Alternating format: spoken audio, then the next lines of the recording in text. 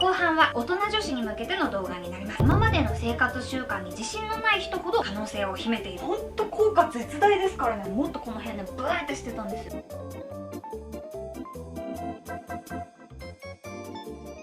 ちなみにマッサージを行うタイミングはいつでもいいんですけど、私のおすすめはお風呂で湯船に10分くらい浸かった後、お風呂から上がって体をボディーソープで洗う瞬間がおすすめです。血行も良くなっているのでマッサージ効果も上がりますし、何より一石二鳥だから体を洗うっていうことがトリガーになって忘れにくくもなるので習慣化しやすいです。習慣ね、何でも習慣だからグラマラスレンダー習慣ってタイトルにしたんだから。という習慣づけるコツは、もともと努力しなくても習慣になっちゃっているお風呂に入るとかいう行動の一部に入れ込んじゃうことです。だからといってね、お風呂以外だと効果が激減するとかではないので、ご自分の生活に取り入れやすいところに入れてみてください。そして2つ目の習慣がストレッチです。やり方はね本当に単純です。座ったまんまできます。まず両手をバンザーイしてクロスしてつなぎます。どっちが前でもいいです。で、耳の横か後ろに来る感じ。この時猫背になったり腰が反ったりしないように、どうしても腰が反っちゃうっていう方は腰の横にね、なんかバイクのハンドルみたいなのがついてると思って、それをぐるんと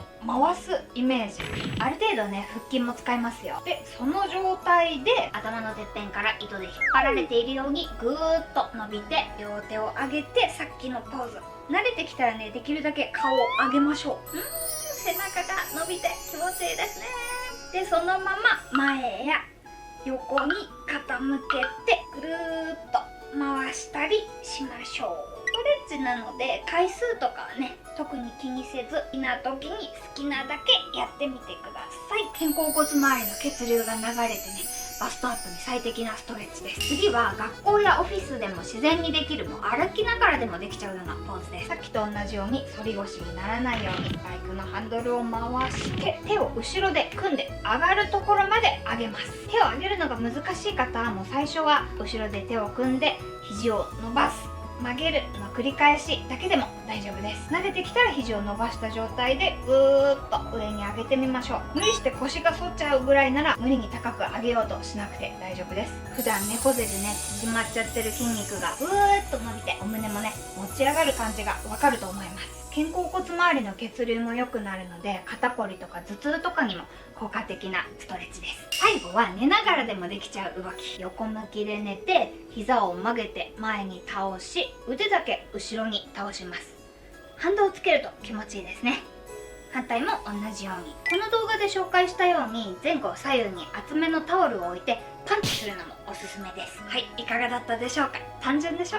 こういうのも私よくやるな。後ろにグッグッてやる動き。とにかく人間は猫背気味になりやすいので、筋肉を使ってあげて肩甲骨を寄せる、肩甲骨周りを動かす動きがバストアップには効果抜群のようです。これらのストレッチは当時は習慣とすら思ってなくて、ただのほんと無意識の癖でした。気持ちいいからねやってたんだけど、後々調べてみると肩甲骨周りがほぐれてお胸しにとってもいい動きだったようなので、これはみんなにシェアしないとと思って。また大人女子は筋肉が低下してそもそもの土台が低くなっちゃって小さく見えている場合や、腹筋背筋とかも衰えちゃって姿勢が保てずバストダウンしてることも多いので、やっぱり筋トレもね大人女子のバストアップには重要です。垂れ乳離れ乳対策にもなりますので、近々また一緒にできるような筋トレ動画やストレッチ動画も出していきますね。それでは最後に冒頭に少し触れた成長期を過ぎてからのバストアップなんて全部詐欺で結局遺伝とか豊胸でしょっていう不安が消えない方に向けてお話しします。まず豊胸についてですが、おそらくそう考えたくなった原因は美容整形外科の先生が無理って言ってたからとか、実際嘘ついてた芸能人もいるからとか、過去いろんな商品を試したけど効果が感じられなかったから騙されたと感じたからとか、また3の後1とか2を知ってより考えが強くなって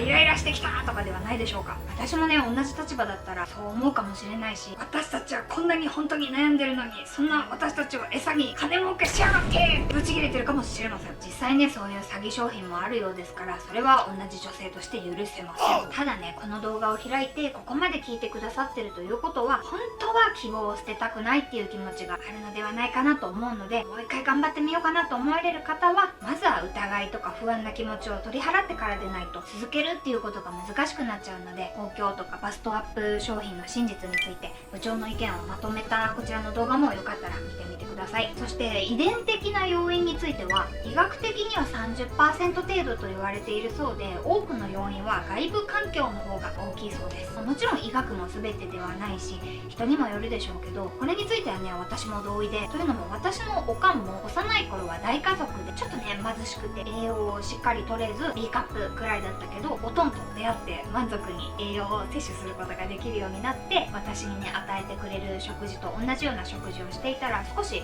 大きくなったって言ってましたし、私今は一人暮らしなんですけど、上京した当時はね姉家族と同居してて、姉ちゃんも忙しいので当時暇だった私が幼い姪っ子たちにご飯を作ることも多かったんですよ。するとやっぱりねある程度姪っ子ちゃんたちの体もナイスバディに育ちましたし、私が家を出てからは食生活が変わって激太りしちゃったようで、なんで一人暮らしなんかするのってキレられたんですけど、やっぱりねそれくらい環境による体の変化は大きいと感じました。なので大人女子の皆さんは今日お話しした2つの習慣だけでなく、前回紹介した基本的な5つの習慣も合わせて行うことでより効果はアップしていきますので、みんなからいただく成功報告コメントもサクマッサージと合わせてブラのサイズを気にするようになったり、食事とか睡眠にも気を配るようになったらすくすく育ってきましたっていう内容が多いので、成長期の話でしょとスルーせずにぜひ前編の動画もチェックして、後編の2つの習慣と合わせてバストアップ7つの習慣として覚えておいてもらえたら嬉しいです。ということでたっぷり語りましたので一旦まとめます。私が20代後半から無意識に F から H カップになった2つの習慣は、1、マッサージ。お胸だけでなく上半身全体のリンパの詰まりをほぐして大きくて柔らかいふわふわバストへ。過去にも徹底解説動画や見ながら一緒にできる動画も